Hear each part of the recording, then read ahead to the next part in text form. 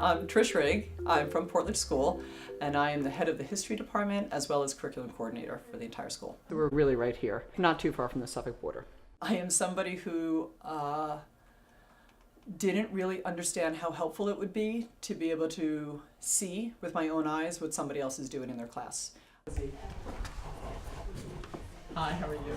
When Simon came, this was a huge initiative that he had brought with him. I am the head of school here at Portledge School.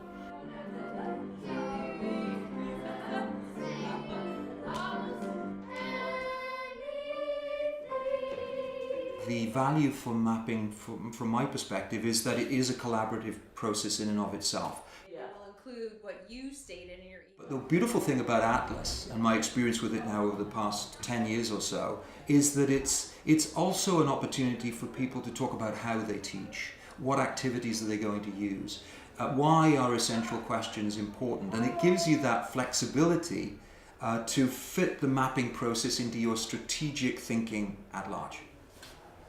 We're very purpose-driven.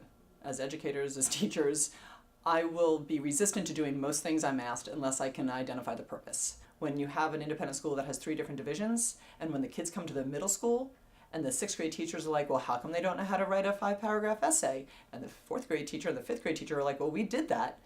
I think this gives validation. The teacher can look back and say, here, we did this. Whether or not they retain it, that's a totally different, separate conversation. But I really do think it will give that validation to the teachers, that they can sit there and look back at their breadth of work and say, I did do this, and I think I did it well. I said, there are just things that I think we need to do better, because there is a group of students that's entering the school in 9th grade that they have a set of skills where I'm not seeing that in the kids that have been up here. It doesn't mean they don't get them. It's those kinds of conversations, I think, that are generative and lead to a teacher perhaps going back to the classroom and thinking about those conversations and how they may inform their instruction. We spent the entire time, the 40-minute period that I was up there for, just analyzing that one paragraph and drawing connections to the things, because they're in 8th grade, they were doing manifest destiny, they were doing all these different things. Because to me, the importance of curriculum mapping is around student learning. The outcome needs to be, again, not in and of itself that we have this wonderful map that'll sit on a shelf, but we want a living, breathing document that is going to impact instructional practice. And to that end, I think the mapping dialogue is essential. It provides that structured conversation, that framework around which great things can happen. She found it so helpful just to be able to have a dialogue and talk about essential questions. Just to even do. So once we were able to show people that you can, put 2 different courses up side by side and see what they're doing calendar-wise, right there. There's a conversation that you can have. Do you have any I hear more about, I noticed you were doing this in your course. I'm doing this. Do you think we could collaborate?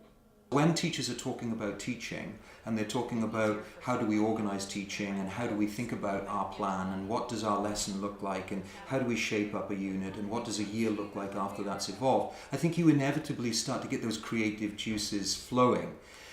And I think building a culture of understanding around curriculum design and development and mapping is a lengthy process.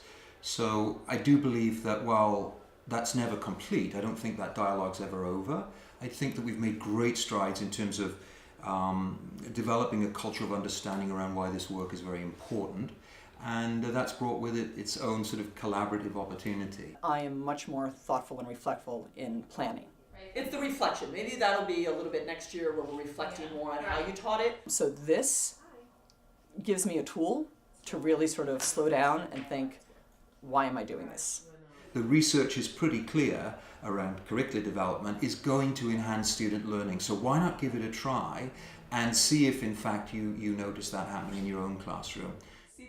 So the mapping process, if done properly, ultimately results in an enhanced level of student learning, and that's why you need to do it.